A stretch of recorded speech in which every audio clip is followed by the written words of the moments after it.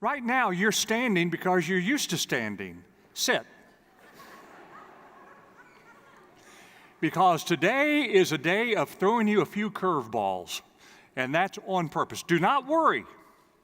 Next week, we'll go back to our regular format of worship and so forth, but today, we're doing something totally different. And don't blame me, blame King David. Long time ago, King David, and we're going to talk about this incident of his, really taught us what worship is all about. So I think it's very appropriate for us every so often as a worshiping family to really recall and celebrate the meaning and the expression of worship. So when we hear this story that you're just about to hear, you will note that there are basically three movements in King David's worship. Consequently, we're going to have three movements in this worship service. That's how we're structuring it. There are going to be three sermons, if you will, but A, don't worry, they're not all 20 minutes each. And B, don't worry, I'm not taking an offering after each one. What I'm doing, though, is following David's lead. So fasten your seatbelts, and here we go. Here's a background to the story that you're just about to hear. King David has been crowned king of all of Israel, and it has been a long and arduous process. First, his predecessor, King Saul, had sought to kill him, so David had been on the run for quite some time. Then he had to deal with the Philistines, who were attacking the nation concurrently with his running away from Saul.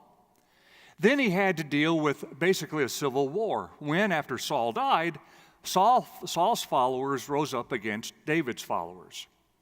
Well, by this time, things have pretty well evened out, and like I said, he's been anointed king, but he wants to do something that will unite the folks, the two divisions. So he makes Jerusalem now the central capital of the entire kingdom.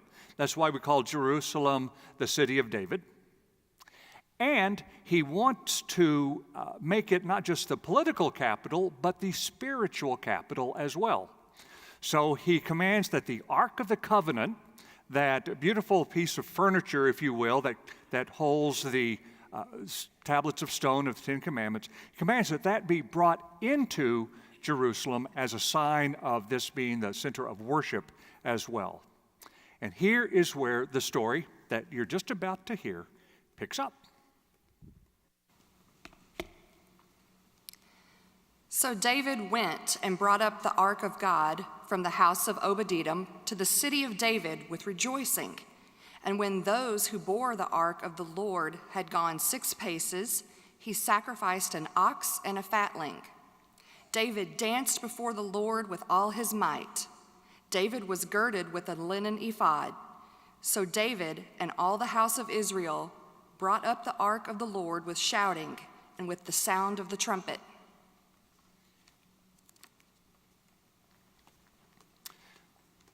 So for David, this is the way worship begins.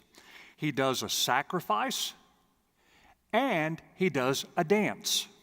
Note the dance. It did not say that he was in his robes and going to like a minuet formal dance.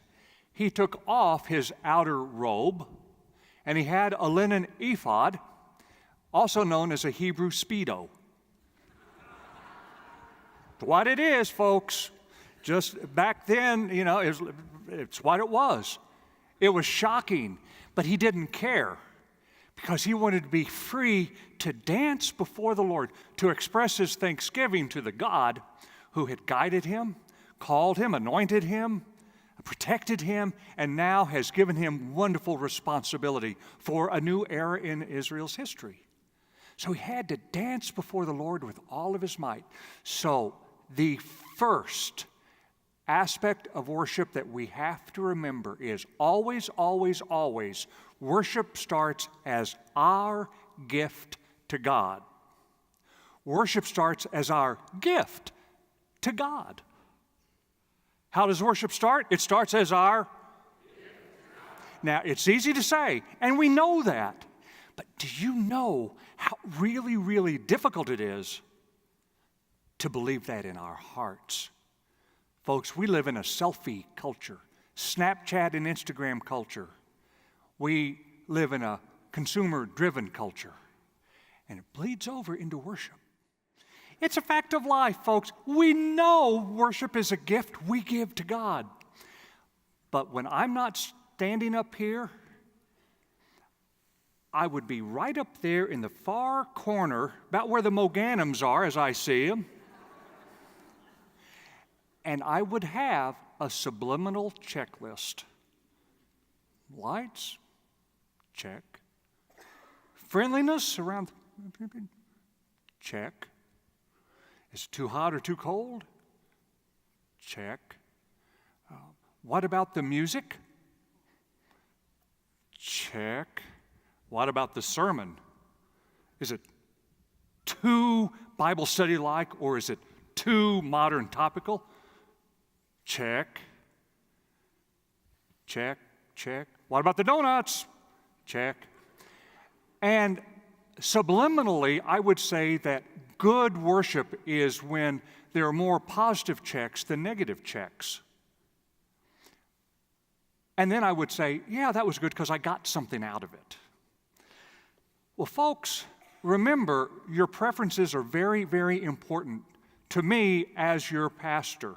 We have multiple worship services with multiple preachers to be able to try to make worship tailored to what your preferences would be. Absolutely, and that's important. But please know that if you give me a preference, I will do my best to honor that. But there are some times that just can't be as we look at worship from the fuller perspective. I'll let you in on a secret.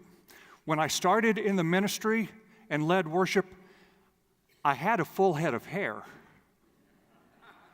When I tried to please everybody in worship, look what happened. And that's why you, as well as I, need to hear what David said. When we come into this place, it's not about us. It's about thanking God who gave us the ability to be here in the first place.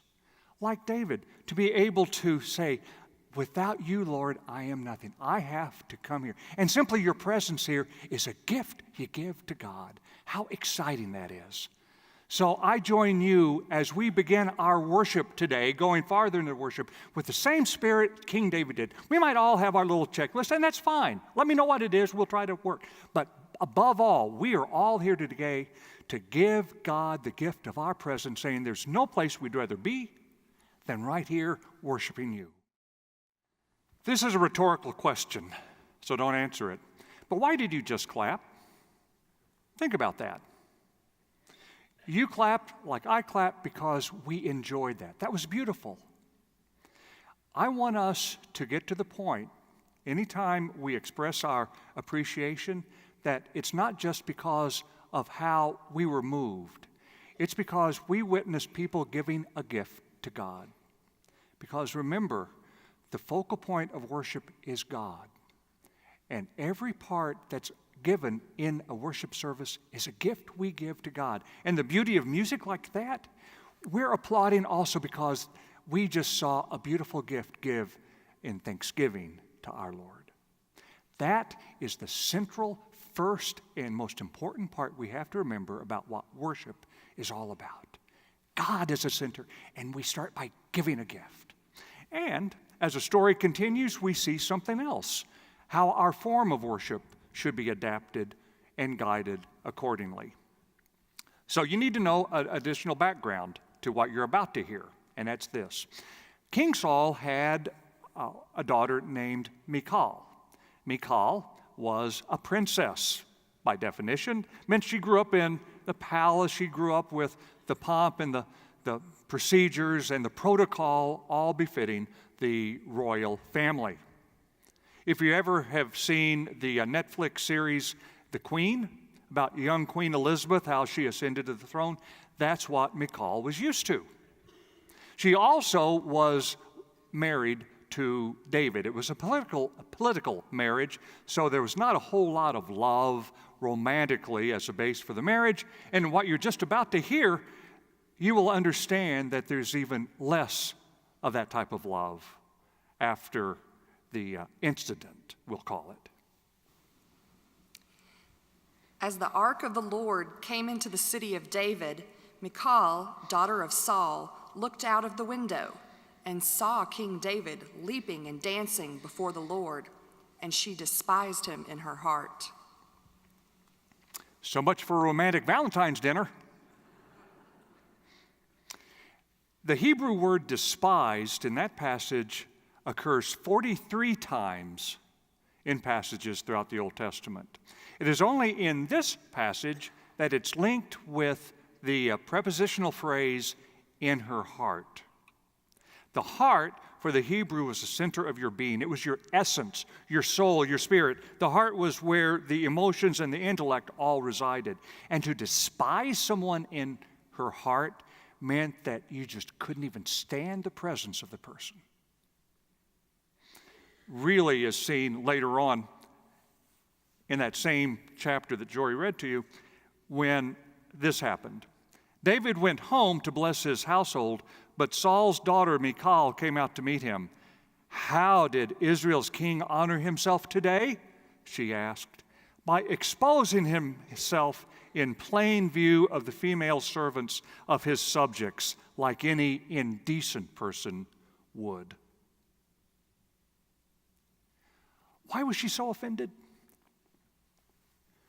She was offended because the worship that King David did not follow what she thought would be befitting a king, a leader, someone with power and authority. It should be about him processing down the aisle. It should be focused upon that which is similar to what she saw in the palace. King David's response essentially would be, "Can't help it. My worship has to express my heart to God, period." For David, the form of worship must follow the function of worship, which meant that we open our hearts openly and honestly and humbly before God. The form of worship must be real. When you read those litanies, when you hear a prayer, when you sing a song, when you meditate on a sermon or a scripture passage, all of that must be done openly and honestly. We have to be able to express our affirmations and our doubts. We have to express our joys and our sadnesses. We have to be free to do that in worship. There has to be that integrity to worship where it's real, not hypocritical, not two-faced, not hiding behind anything. I like the story told about Søren Kierkegaard, the famous Danish theologian, philosopher. He was in a pew one morning, in his recollection. He said, "I was sitting in a soft pew, looking around at the stained glass and all the people in their finest dress, and I saw this pastor in velvet-crushed, velvet robed with gold cross around his neck, reading from Matthew where Jesus says, 'If anyone would be my disciple, he must deny himself, take up his cross, and follow me.' And I looked around and no one was laughing." Catch it? We have to be authentic. No hypocrisy, no trying to be someone we're not. We're human people. I am as a pastor, you are as a layperson, because altogether we're equal brothers and sisters, sons and daughters before the Lord. And actually, when we start thinking about that and when we get upset a little bit at times, and I understand that when we change the liturgy, probably when I told you we're going to change things up, there might have been an inward groan. Just think of how you would groan if I had asked you to stand up and sit somewhere else. I value job security, but that's what it is, security, because everything's changing outside. We come in here and we expect something in traditional order to give us and sit in the same place, see the same people. We feel secure. I understand that. I do that too. I'd sit right up there. However, our security does not lie in ritual. Our security lies in the God behind the ritual. And as we approach worship with open, authentic, humble hearts, acknowledging ourselves as humans, that is when we honor God in our ritual. That is what's important. We must always approach worship with honesty and humility, as Pastor Stephanie will lead us in right now. David concludes his worship service not by having the congregation sing, "God be with you till we meet again."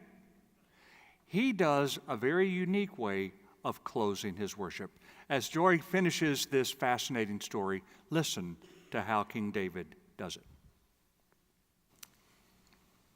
They brought in the ark of the Lord and set it in its place, inside the tent that David had pitched for it. And David offered burnt offerings and offerings of well-being before the Lord.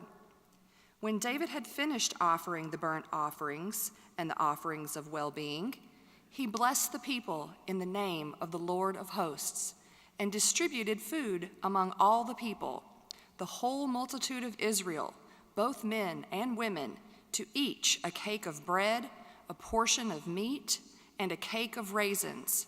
Then all the people went back to their homes. Now, wait a second. He's the king. People give things to him, taxes, gifts, asking for preferential treatment, etc. But now he is feeding the people. He's giving them something. When you worship, when you give your gift to God by your presence, your heart, your openness, you receive something back. You receive a connection beyond the mind. It goes straight to the heart, and you are changed. David was changed. Just as the God of Israel had compassion upon the people in slavery, so did the same compassion flood into David's heart, and he wanted to address the very human needs of his subjects. They weren't subjects after worship. They were his brothers and sisters. And so he fed them, not just a snack. He fed them a full-course meal. He was moved by compassion. Our close of worship must be a celebration of how we have been changed by the time that we have spent in God's presence. If you are the same person when you leave as you were when you came in to worship, something is wrong. You must always enter worship expecting that God's going to encounter you, and you must leave worship moved by that encounter to live differently in some way. I love what Douglas Steer, who is a worship expert, I guess you could say, once shared, and I think it is stellar. Would you please hang in here with me as I read Reverend Steer's words? The meeting for worship has sent tears down my eyes and cheeks. It has given me specific things to be done and the strength to overtake them. It has, on a few occasions, laid on my heart rimless concerns whose precise structure and whose outcome I could not foresee, and kept them before me until they came to some degree of clarity. Worship has called me into the intercessory chain gang to pray for other people and for situations where the need was urgent, such as with the hurricane. It has changed my mind when I did not mean for it to be changed. It has firmed me up when I might have yielded. It has rested me. It has upset my sluggish rest. It has helped prepare me to live. It has fortified me in knowing that my ashes will eventually lie in the earth only a couple of 100 feet from where I am sitting in worship. It has helped me feel the presence of the one who can bear me now and can bear me when I die. It has broken down the hull of my life and shown me how I might live.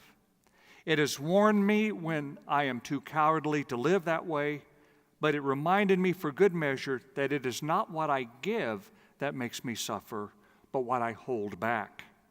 It has comforted me and quieted me when I was torn and hurt, and it has dug up the garden of my soul when I thought that the present produce was all I could manage. In it I have physically slept, and again I have been terribly awake. In worship, my mind has wandered like a hummingbird on holiday. And yet in it, I have felt moments of intensity and of concentration and of awareness that has shown me what life could be like. So, what happens when you leave this place in just a few minutes? How will your view on something change? How will your lifestyle have changed? How will your relationship with your significant other change? How will your relationships with a coworker or a stranger change? What will you do now that God has received your gift of thankfulness, now that you've honored God and that God has touched your heart? In other words, who are you going to feed? I think it is a fantastic thing in this church that as you leave this place, you're going to go buy bridge bread. That was a double meaning. You're going to go buy bridge bread, and you're going to buy bridge bread. I just thought of that. But it's apt because you are getting bread. You're feeding someone, literally, but also you're feeding the formerly homeless people who have made that for them for a sustainable wage. You are showing when you participate in that you are making a difference in their lives because Christ has made a difference in your life in this very worship. And it's not an accident that as you go forth under the parking lot under the words, "Make a difference for Christ." You do that when you have come into this place of worship and have encountered honestly and humbly the amazing presence of the living Christ.